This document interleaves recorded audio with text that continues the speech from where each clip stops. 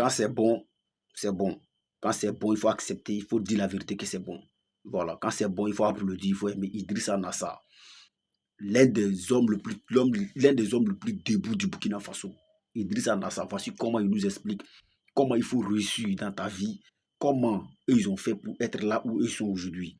Ils partagent ces informations-là avec nous pour nous encourager d'être là aussi où nous on veut être, pour être les débuts. Donc, toi et moi, regardons ensemble cette vidéo et on va tirer une leçon chacun pour pouvoir aussi ajouter un peu sur notre palmarès pour pouvoir avancer. Suivons la vidéo ensemble et puis voilà, go. Quelle est la chance que chacun de vous a et a eu? Premièrement, nous, quand nous avons démarré, nous n'avons pas bénéficié de visibilité que vous avez aujourd'hui. Lorsque nous démarrions comme vous, il n'y avait pas d'initiative comme celle de BF1 qui permettent aux jeunes entrepreneurs de postuler et de pouvoir se vendre. Quand nous avons démarré, le marché n'était pas aussi simple et aussi ouvert tel que vous le constatez aujourd'hui. C'était très compliqué. Il fallait se battre pour exister. Pour exister. Pas pour se développer, pour exister d'abord. Et nous disions que notre combat, le premier objectif, c'est de ne jamais quémander.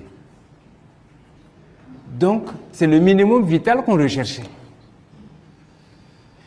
Et comme M. Kanazi vous l'a dit tantôt, il a commencé avec 150 000 francs en 1987. Je sais que chacun d'entre vous ici a plus de 150 000. Vous avez commencé avec plus de 150 000 francs CFA. Non seulement il a commencé avec 150 000, mais il n'a pas eu la chance d'avoir la formation de base que vous aviez. Mais ce qu'il faut savoir, et ça c'est contre les idées reçues, un intellectuel, ce n'est pas celui qui a des diplômes. Un intellectuel, c'est quelqu'un qui a une richesse intellectuelle naturelle. C'est ça un intellectuel. Aujourd'hui, M. Kanazi emploie plus de 4000 diplômés et de plus grands diplômés. Il a plus de 4000 employés.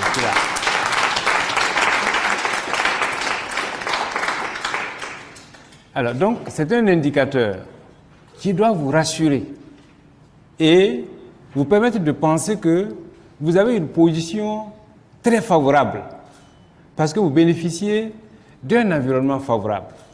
Vous bénéficiez de conditions favorables.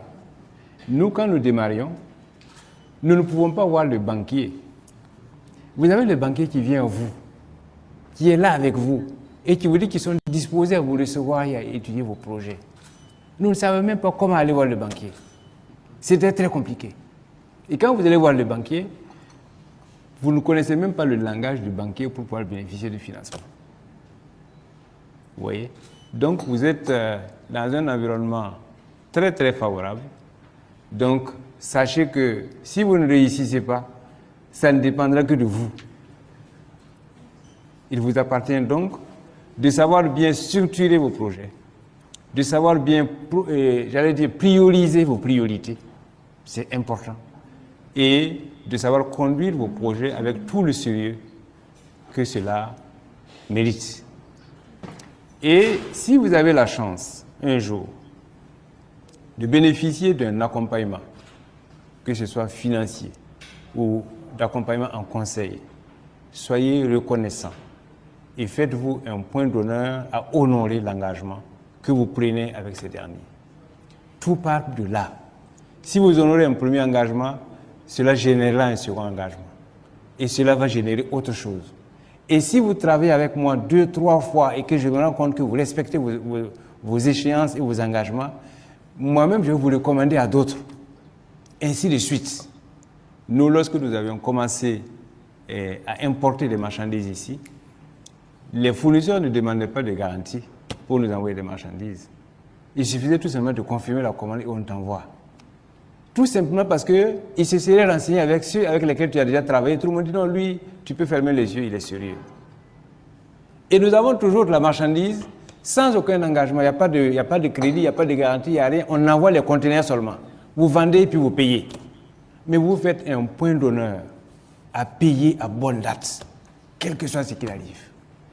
Et ça, ce crédit-là, cette crédibilité-là, n'a pas de prix. Et vous devez tout faire pour préserver votre crédibilité professionnelle. C'est important. Il y a certains jeunes qui pensent que si tu as la chance d'avoir un crédit, tu n'as plus besoin de payer. Il suffit de quitter le pays ou bien d'aller aux États-Unis et puis bon, voilà, tu laisses le créancier où il est. Non, ça ne vous mènera nulle part.